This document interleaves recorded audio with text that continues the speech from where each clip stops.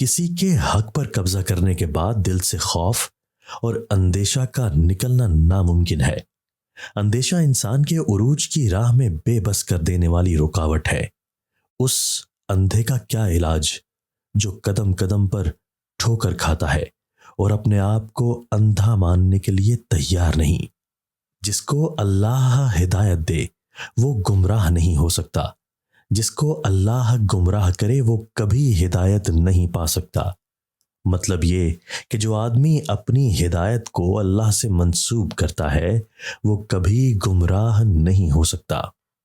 گلاب کا نام خوشبو کے پروں پر سفر کرتا ہے۔ گلاب ذات ہے اور خوشبو صفت۔ ذات اپنی صفات کے حوالے سے پہچانی جاتی ہے۔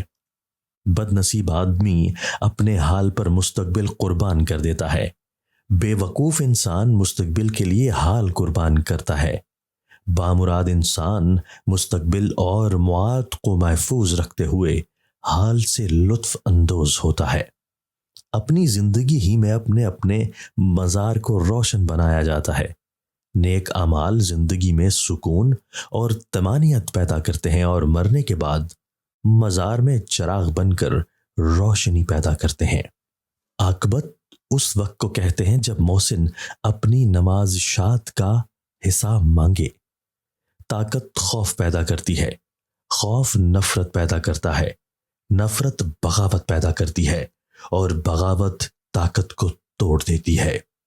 اپنے دین کی سچائی کو لاٹھی مت بناؤ، اپنے دین کی سچائی کو میزبان بنا کر دوسرے ادیان کی سچائی کو مہمان بناؤ۔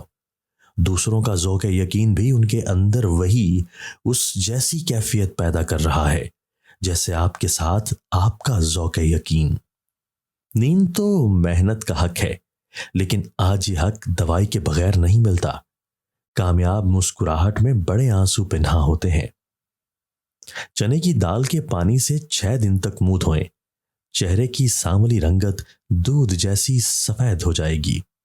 انسان کا مطالعہ چھوڑ کر کائنات دریافت کرنے چلا ہے، اور کائنات کی عظیم و لامحدود وسعتوں میں تنہائی کے سوا کیا ملے گا؟ خالق نے انسان تخلیق فرمائے، ان کا احترام تخلیق کے حوالے سے فرض ہے اور دین کے حوالے سے ان کی اصلاح عبادت ہے۔ گزرا ہوا واقعہ گزرتا ہی نہیں ہے۔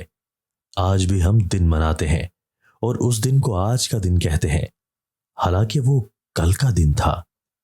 بد آدمی بدی نہ کرے تب بھی بد ہے، نیک آدمی نیکی نہ کرے تب بھی نیک ہے۔ ہم بڑے فخر کے ساتھ اسلام کا پرچار کرتے ہیں، لیکن ہمیں اس بات کا بھی خوف رہتا ہے کہ ہم پر بنیاد پرستی کا الزام نہ آئے۔